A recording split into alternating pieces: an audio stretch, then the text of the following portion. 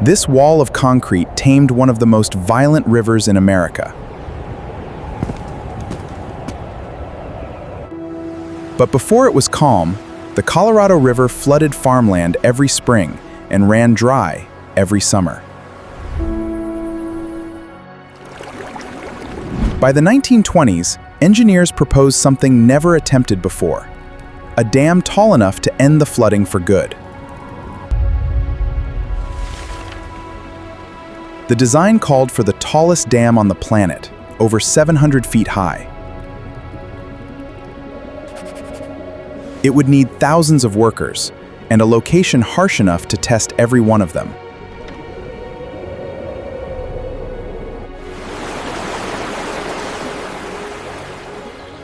Entire communities lived at the mercy of a river no one could control. It was 1931. America was deep in the Great Depression, and work of any kind was desperately scarce. Tens of thousands of men traveled here for a single chance at a paycheck. Foremen could only hire a fraction of who showed up.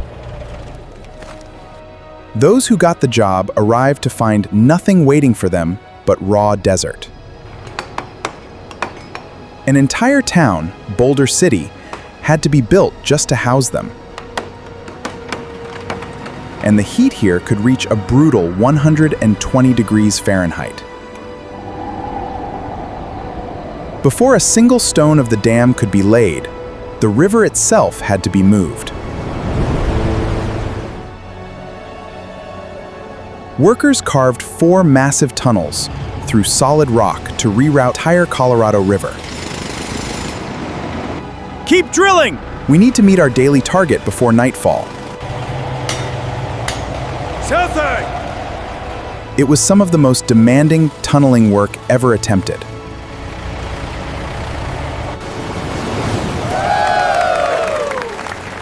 When the tunnels were finished, the river was successfully diverted around the worksite.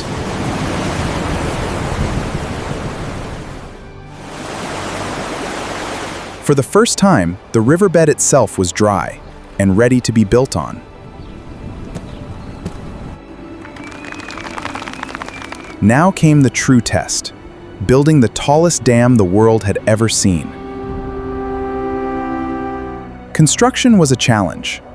Before construction could begin, the canyon walls had to be cleared of loose rock by men dangling hundreds of feet in the air. They called themselves high scalers, and their work was considered among the most daring in America.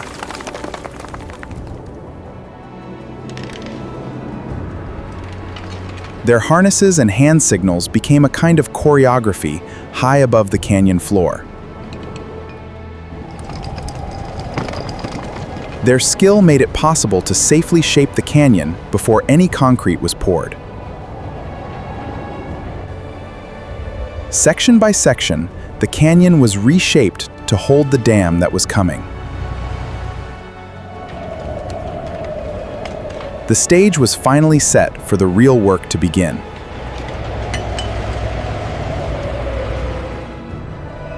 But engineers faced a problem no one had solved before. How do you pour a single block of concrete this massive? A block this size, poured all at once, would take over a century just to cool down.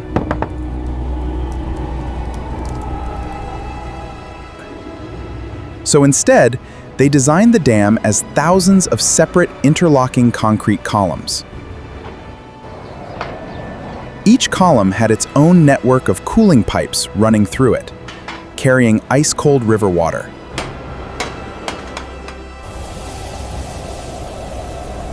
It was an elegant solution, cooling the dam from the inside out as it was built.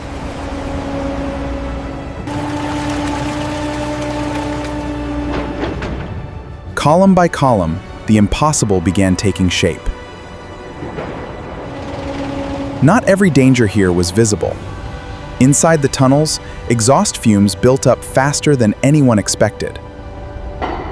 A dedicated medical team worked constantly to keep the crews safe in brutal conditions. New safety measures were introduced as engineers learned from every setback. Even with every precaution, the project came at a real human cost.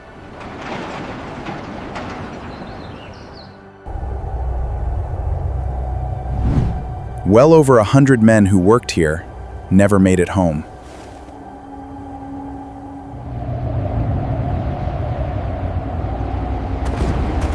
Their work is part of what still stands here today. By 1934, the dam had grown into a wall of concrete unlike anything built before.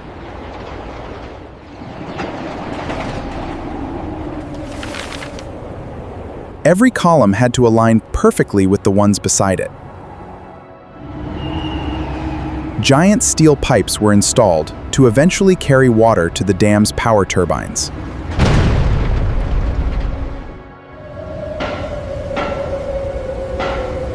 Slowly, the wall that would tame the Colorado River neared completion.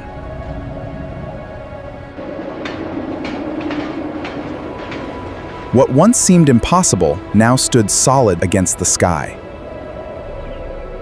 Every person who worked here had become part of something historic.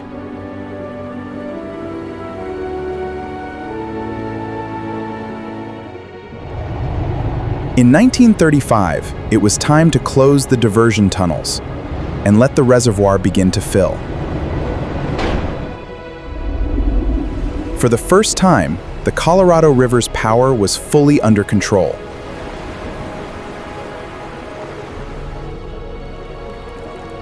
That new lake would come to be known as Lake Mead, one of the largest reservoirs in the country. Deep inside the dam, turbines stood ready to turn all that water into electricity. And then, for the first time, the lights came on. In September 1935, the dam was formally dedicated, 2 years ahead of schedule. Everyone who built it stood together to see what they'd accomplished. At 726 feet tall, it was, and for decades remained, the tallest dam on Earth. Power lines began carrying electricity hundreds of miles to distant cities. Cities like Las Vegas, Los Angeles, and Phoenix would grow around the power and water this dam provided.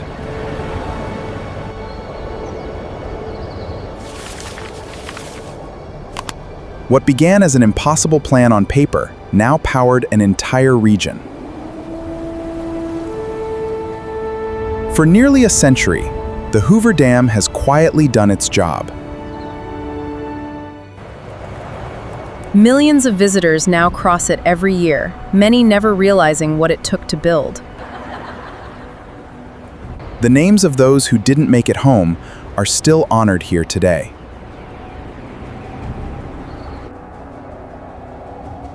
Their work still stands as a reminder of what people can build together, even in the hardest of times, against the desert, against the depression, against the river itself. Some things really can be built, if enough people refuse to stop.